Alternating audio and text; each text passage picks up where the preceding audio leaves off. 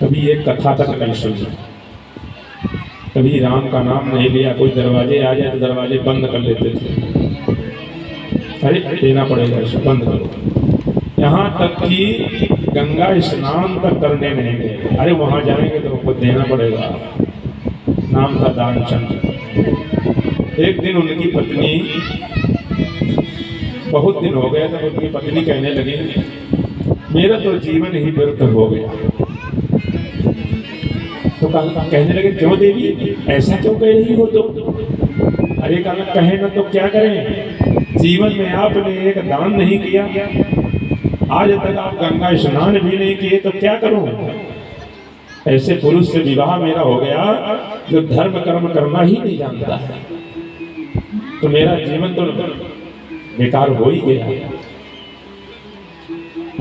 बहुत उनको जो है कहा सुना, बोले कम से कम जीवन में एक बार गंगा स्नान तो कर लो। जब पत्नी ने खूब दुत्कारा तब बेचारे वो जाके अच्छा ठीक है, तुम कहती हो तो चलो गंगा स्नान कर लेता हूँ, कोई बात नहीं। अब दानचंद्र घर से गंगा स्नान करने के लिए चल दिए, और जैसे गंगा के किनारे पहुंचे तो देखा कि पंडे की लाइन लगी है वहां। अब दानचंद्र सोचे कि भैया यहाँ तो पंडे पंडे बैठे हैं सब, यहाँ बचने वाले हैं नहीं। बोले फिर क्या किया जाए? तो विचार किए, दूर एक दिखा एक चिता जल रही थी, वो था मुर्दा घाट। वहां बहुत दिन से देखा कि कोई आया नहीं है, आज कोई सौ भी नहीं आया, इसलिए उस घाट पे नहा लेता हूँ, वहां कोई नहीं आएगा। गए सुनसान मुर्दा घाट में पहुंच गए और वहां जाकर के वस्त्र वगैरह त्यागे थोड़े से और अंदर गए, गंगा में स्नान किया। बोले हर हर गंगे, हर हर गंगे। ये सब भगवान नारायण देख रहे थे। बोले बारे रामचंद्र, तुम दान न देने के लिए मुर्दा घाट में स्नान कर रहे हो। जैसे डुबकी लगाई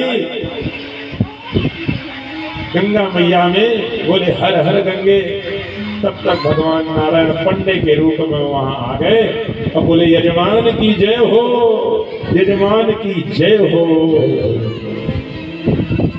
अब दानचंद्र जैसे देखे, कहना तुम यहाँ भी आ गए, अरे कम से कम मुर्दा घाट को छोड़ देते। बोले ना ना, मैं तो यहीं रहता हूँ। बोले यहाँ कहाँ रहते हो? बोले मैं यहीं पड़ा रहता हूँ, मैं बड़ा संतोषी हूँ। और एक एक सेठ ऐसा आ जाता है जो मुझे साल साल भर के लिए खाने को दे जाता है। पर हाँ, हम तुमको कुछ देने वाले नहीं जो तुम सोच रहे हो, साल साल भर का दे जाता है,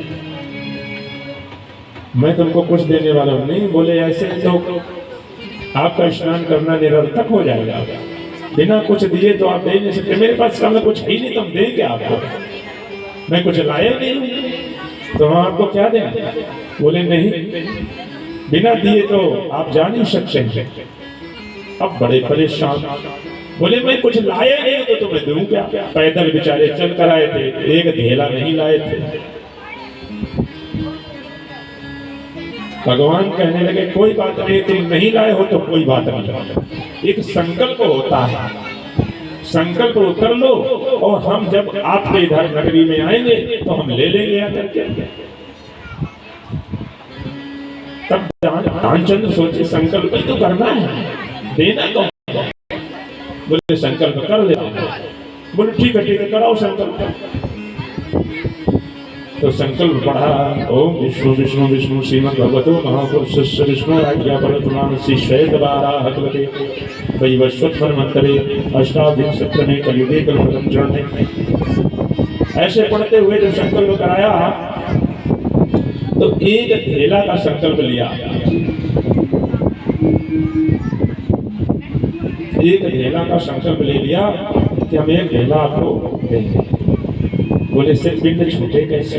पंडा सा और पिंड छुटा करके भैया स्नान करके वो अपने घर को चले। घर में प्रवेश में जैसे बैठे थे, पीछे से पंडा मारा पहुंच, बोले यजमान की जय हो, यजमान की जय हो। बोले अभी अभी तो मैं संकल्प करके आया हूँ, पीछे से आ गया मेरे। बोले जाओ अपनी पत्नी से जाओ, कह दो कि वो घर पे नहीं है,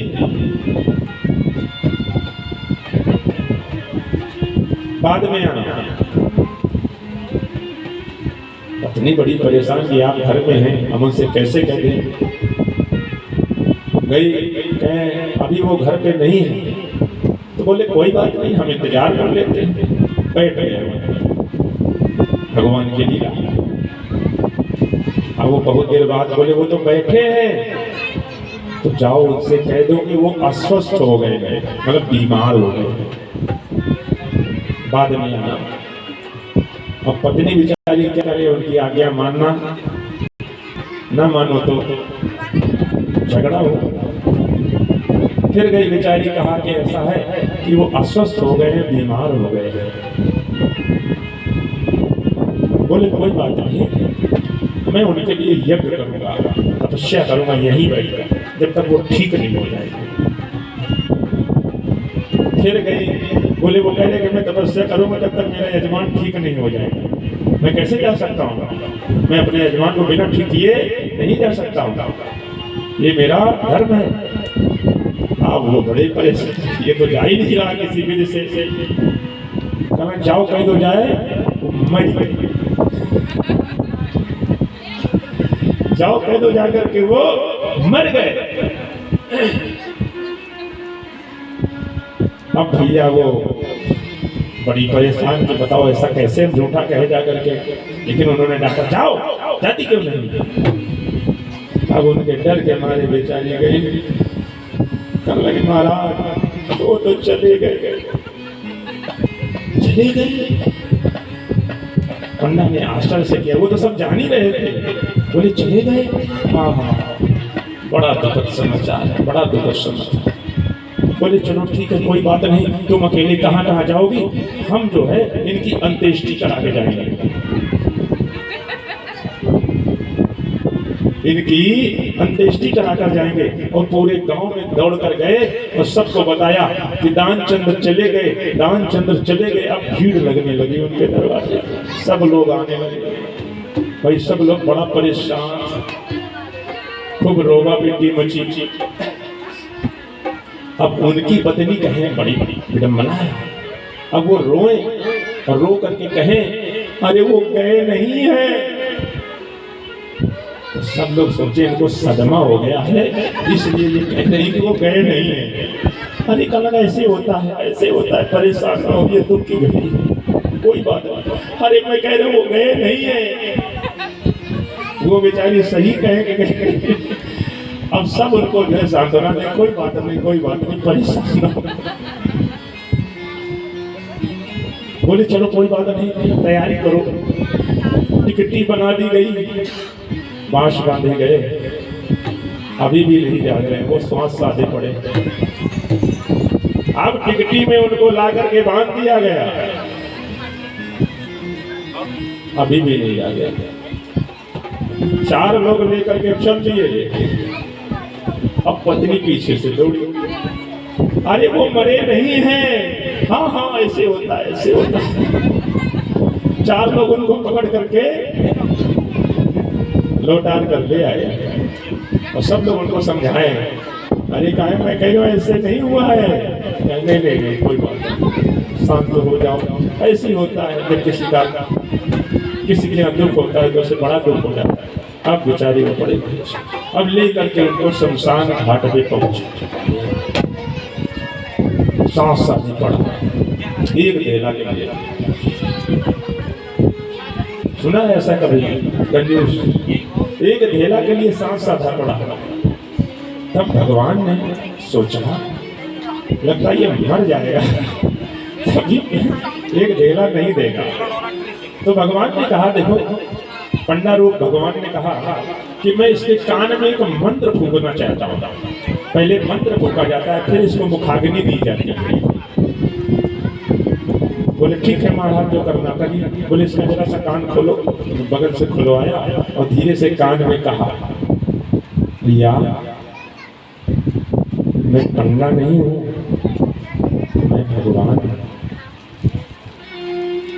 हम तुम्हारी श्रद्धा से प्रसन्न हो गए। तुम्हें कम से कम इतनी श्रद्धा तो है, तुम इसके लिए अपने प्राण भी न्यौछावर करना चाहते हो, ऐसी श्रद्धा तो होनी चाहिए। हम प्रसन्न हो गए। आंखें खोलो। पंडे ने सोचा कि भगवान है। तुरंत जो है आंखें खोली। आंखें जैसे खोली तो सामने वही पंडा रूप में थे भगवान। फिर आंखें बंद कर ली। मुझे बेवकूफ बना रहे हैं। फिर आंखें बंद कर साथ ली। ना ना ना, मैं बेवकूफ बनने वाला नहीं।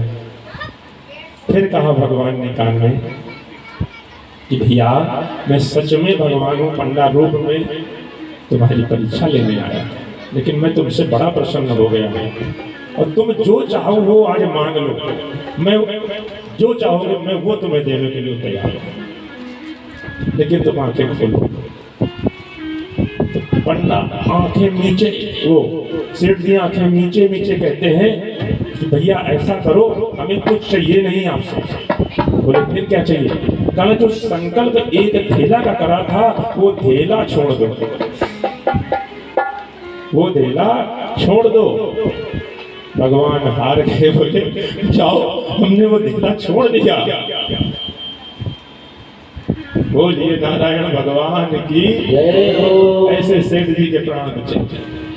तो ऐसे कंजूस मत करिए और बड़े भाव के साथ कथा को स्मरण करिए और जयकारा भाव के साथ लगाइए भगवान का।